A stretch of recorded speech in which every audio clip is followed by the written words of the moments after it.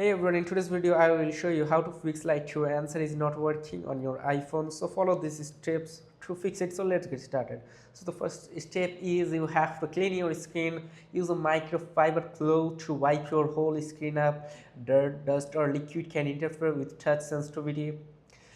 If you are using a tempered glass screen protector, make sure it's not damaged or interfering with touch. Make sure that your screen protector is correctly working, or try using a new screen protector. If you have recently installed a new screen protector, consider removing it or replacing it.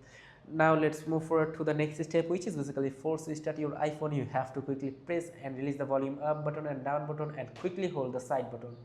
So until the screen goes completely black, you just have to wait, and then you have to select to power off.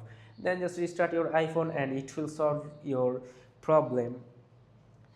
Important note is that you have to be careful while doing this, because if you change your screen protector, it can also cause damage to your iPhone screen if not done properly.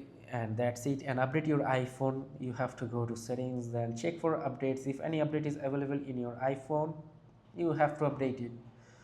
And also go to about option and wait for around 30 seconds, and if any update shows up here, you just have to update them. So that's it. And you also make sure that you reset your whole settings from here. Tap on to transfer reset iPhone, then tap on to reset, and you have to reset all settings. So that's it. If this video is helpful, make sure to like and subscribe for more iPhone tips and tricks. See you in the next video.